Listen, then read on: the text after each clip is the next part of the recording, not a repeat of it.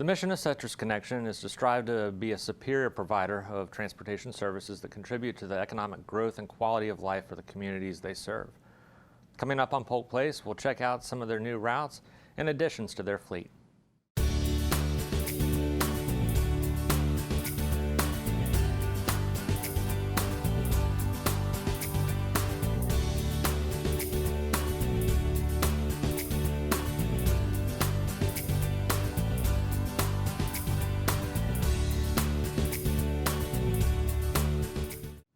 Welcome to Polk Place. I'm your host, Jeremy Morady, and with me today is Tom Phillips, the Executive Director for Citrus Connection. Welcome. Good morning. Thanks for having me. Thanks for coming along. Wanted to get you in here to talk to you a little bit about all the stuff you guys have going on over at Citrus Connection. Lots going on in the last year and a half, and want to have you catch us up a little bit on where you're at, where you've come from, stuff going on in the community, new routes, a whole bunch of stuff going on. Absolutely. So wherever you'd like to start. All right, so let's start with the bad news. Okay. Or maybe good news for some of your viewers. So we had a transportation referendum in November of 2014. It was the My Ride, My Roads ballot initiative, and it was a proposed 1 cent sales surtax, where half of the proceeds would go towards the county roads and bridges infrastructure, and the other half-cent would go towards public transportation. The voters of Polk County told us loud and clear on November 4th that My Ride, My Roads plan was not something they wanted to fund, and it failed on a 70-30 margin. So, which wasn't a whole lot different than some of the other referendums around the state at the time. You're absolutely correct. So Pinellas County had a referendum on the ballot. It was called Greenlight Pinellas, and that was for 1 cent, all of it going towards public transportation. That failed on a 60-40 margin. So there were 3 transportation referendums on the ballot in November of 2014. All 3 failed. There were 7 sales surtax referendums on the ballot statewide. All 7 failed. Okay. So it seems as if no matter what the issue was, if it was tied to a sales tax, that folks just didn't want to see an increase either from the base rate of 6% or in our case from 7 to 8%. And that's okay. Because, well, that prevails a lot in the political climate going on right now anyhow. Absolutely. Yeah. And so that's okay, because as good stewards of the taxpayer dollars, unlike Pinellas County, we had a plan B. And so in our documents, when we went out and spoke to the civic organizations, we always said, if My Ride fails, public transportation is still important to Polk County. And so we have 2 transit systems currently. We have Winter Haven Area Transit, which is the East Polk County service. And then we have the West Polk County service, which is known as the Citrus Connection. The Citrus Connection levies a property tax on the citizens of Lakeland, Mulberry, Bradley, and Pierce for the provision of transit on that side of the county. Winter Haven Area Transit services, the east side of the county, is funded and was operated by the Polk County Board of County Commissioners. So Plan B was simply to ask the Polk County Board of County Commissioners, would you like to continue directly operating public transit services on the east side of the county with county employees being the designated recipient of federal and state funds and all the responsibilities that go along with that? Or would you like to subcontract that service to either a for-profit carrier or to the Citrus Connection? And the Polk County Board of County Commissioners, the 5 commissioners that serve now, unanimously voted that if it was good for the taxpayers of Polk County and it was good for the county employees, that they would contract with the Citrus Connection. So effectively, the 40 individuals who worked for the Polk County Board of County Commissioners were laid off on September 28th, and they began working for the Citrus Connection on October 1st. Okay. All of those employees saw a slight pay raise. They saw the ability to continue with the Florida retirement system and their pensions that they had paid into for a number of years. And the Citrus Connection benefited from being able to join the Florida retirement system. So it was really good for the former employees of the County Commission, but also for the Citrus Connection employees. Sure. So we went from an agency of approximately 115 individuals to 200. The taxpayers really benefited because we became one seamless public transportation organization, and we're saving the taxpayers tens of thousands of dollars every month by reducing redundancies in staff and fueling and all these 2 types of programs that we always had to run. So we still have the 2 brands. We still have Winter Haven Area Transit on the east side of the county and Citrus Connection on the west. But for all intensive purposes, everything is operated by one organization. Okay.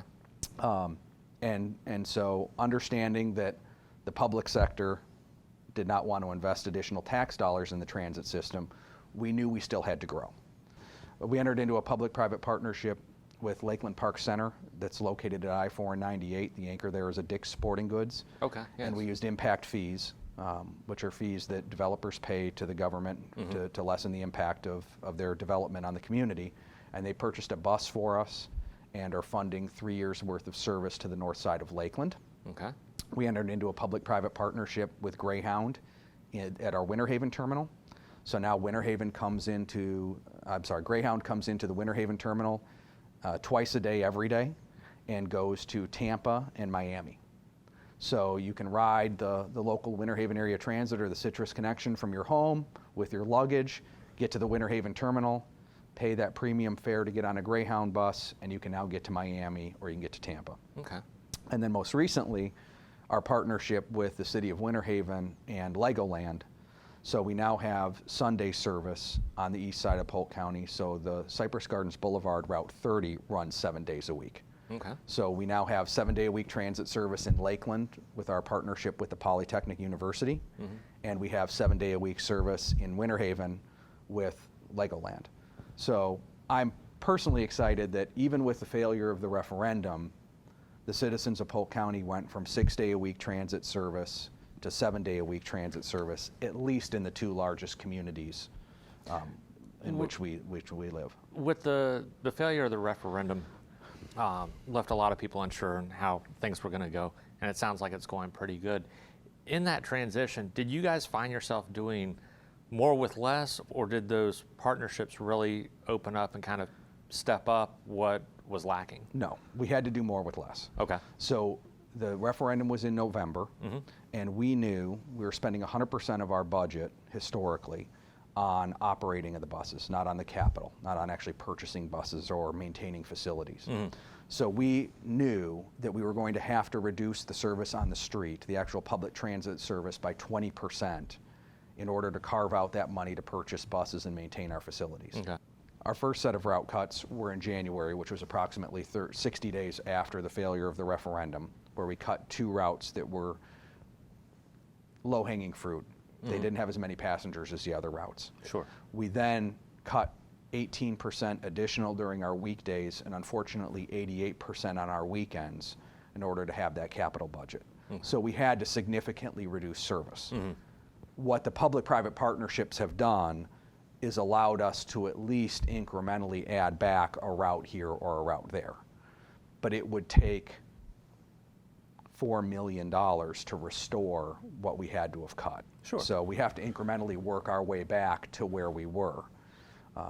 But I'm proud that we're able to do that, and we have a transit system for the first time in, I would say, close to a decade that is completely self-sustaining. So we have capital, we have operating, we're able to maintain the organization without having to rely on competitive grants. Okay. If we get a competitive grant, great, but we don't have But that's to. not guaranteed But money. that's not guaranteed. And I do have to say that we were able to reduce the routes and reduce our personnel without having to lay anyone off. Is that just through attrition? That was through attrition. We helped folks with resume writing. I wrote, and HR wrote letters of recommendation, and we announced the plan 120 days in advance. Okay. Most employers, when they have to lay folks off in the private sector, they give 2 weeks notice and hand out pink slips. Yep. We just didn't think that was ethical. Okay. So did it have an impact on morale to tell folks that 20 to 30 of you need to move on in the next 120 days or we're going to have to lay you off? It did. But the good part of the story is that when we got to that 120 days, folks were able to find other employment, and through attrition and retirement, we didn't have to lay anybody off. So trying to make lemonade out of lemons. Sure. No, I completely understand that. So, yeah, you guys are working yourselves back, bringing on some new routes with, North Lakeland, Legoland. What's ahead for the future? So what we're focusing on now is first mile and last mile.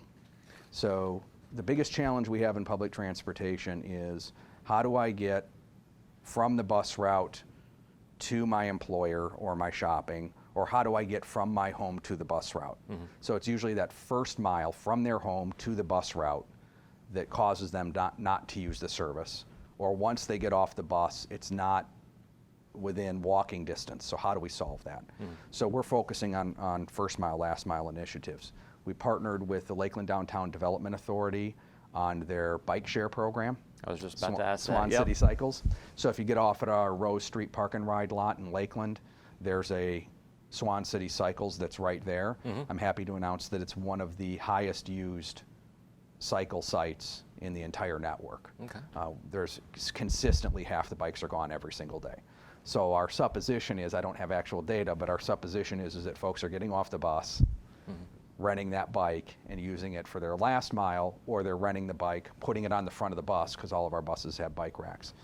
And then it's too early to really say anything formally, but we're looking at a few employers within Polk County and the possibility of hybrid electric golf carts or smaller vehicles to get people to from remote parking sites to their facilities. Okay. So there are many areas that have not invested in mass transit, and they've built out their parking lots as much as they can, and they don't have the space like the county commission did to be able to build a parking garage. Yep. So if you can't go vertical, you can't go horizontal, then you have to turn to mass transit.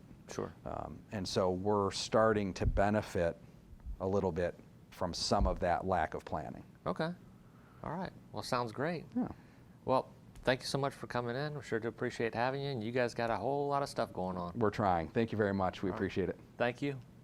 Effectively connecting people with their world through expanded environmentally friendly service with full support of the communities they serve is the vision of Citrus Connection.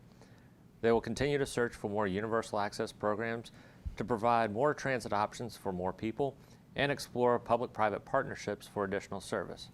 For more information on routes, programs, and the fleet, check them out on the web at www.ridecitrus.com or give them a call at 855-POLK-BUS. That's 855-765-5287.